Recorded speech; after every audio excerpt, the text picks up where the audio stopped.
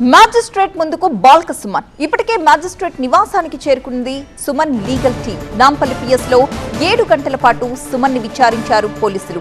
విచారణ తరువాత సుమన్ ని అరెస్ట్ చేశారు. సింగరేణిపై వివాదాస్పద వ్యాఖ్యల కేసులో బాల్క సుమన్ ని అదుపులోకి తీసుకున్నారు. కింగ్ కోటి ఆసుపత్రిలో వైద్య పరీక్షలు చేయించిన తరువాత హిమాయత్ నగర్ లో ఉన్న జడ్జి నివాసానికి బాల్క సుమన్ ని తరలించారు. మరింత సమాచారం మా ప్రిన్సిపల్ కరెస్పాండెంట్ జ్యోతి లైవ్ లో అందించడానికి సిద్ధంగా ఉన్నారు. జ్యోతి, ఎన్ని గంటలకి జడ్జి ముందు ప్రవేశపెడతారు?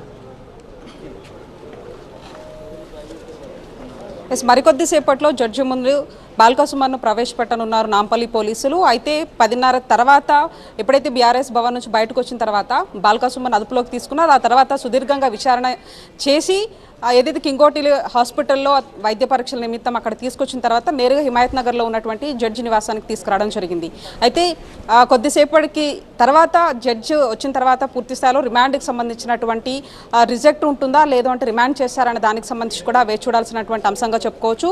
ఏవైతే మందమరిలో చేసినటువంటి సింగరేణి ఎంప్లాయీస్ ఉన్నటువంటి సమావేశంలో అక్కడ చేసినటువంటి వ్యాఖ్యలకు సంబంధించి కూడా పూర్తి స్థాయిలో కేసు నమోదు చేయడం జరిగింది. ఎవరైతే జూనియర్ ఇన్స్పెక్టర్గా ఉన్నటువంటి ఆనంద్ ఇచ్చినటువంటి ఫిర్యాదు మేరకు బాల్క సుమన్ని మొదట అదుపులోకి తీసుకుని ఆ తర్వాత స్టేట్మెంట్ రికార్డ్ చేసిన తర్వాత అరెస్ట్ చేసి నేరుగా జడ్జి నివాసానికి తీసుకొచ్చినటువంటి పరిస్థితి. అయితే ప్రధానంగా అతను చేసినటువంటి వ్యాఖ్యలు ఉద్దేశపూర్వకంగా చేశారా లేదు అంటే ఏమైనా కారణాలు ఉన్నాయనే దానికి సంబంధించి కూడా ఒకవైపు పోలీసులు పూర్తి స్థాయిలో కూడా స్టేట్మెంట్ రికార్డ్ చేశారు. కాబట్టి ఆ స్టేట్మెంట్ అంతేకాకుండా రిమాండ్ రిపోర్ట్ ఇప్పుడు కీలకం కాబోతుందని చెప్పుకోవచ్చు.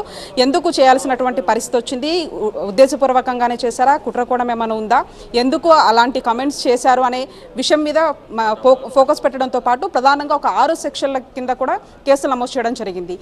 దీంట్లో ఏవైతే సింగరేణికి సంబంధించినటువంటి ఆస్తుల ధ్వంసం కావచ్చు, మిలిటెంట్ ఉద్యమానికి సిద్ధం కాండి అని చెప్పేసి చేసినటువంటి వ్యాఖ్యలే చాలా కీలకంగా ఉన్నాయి. కాబట్టి దీనికి సంబంధించి ఒకవైపు లీగల్ టీం కూడా ఇక్కడికి వచ్చింది. ఆ లీగల్ టీము ఎటువంటి అంశాలను ప్రస్తావించుతూ బెయిల్తో పాటు మరొక వైపు దానికి బెయిల్ అంశంతో పాటు మరొక వైపు ఏవైతే పెట్టినటువంటి సెక్షన్స్ కూడా కరెక్ట్ కావని లీగల్ టీం వాదించేటటువంటి అవకాశం కనిపిస్తుంది. వీటి ఆధారంగా జడ్జి దీన్ని రిమాండ్ చేస్తుందా లేదు అంటే తిరస్కరిస్తుందా అనే అంశానికి సంబంధించి కూడా వేచి చూడాల్సినటువంటి పరిస్థితిగా చెప్పుకోవచ్చు. ప్రస్తుతానికి మాత్రం జడ్జి నివాసం దగ్గర నాంపల్లి పోలీసులు బాల్క సుమన్ తీసుకురావడం జరిగింది. మరికొద్దిసేపట్లో జడ్జి వచ్చిన తర్వాత దీనికి సంబంధించినటువంటి వాదనలు కొనసాగేటటువంటి పరిస్థితులు కనిపిస్తూ ఉన్నాయి.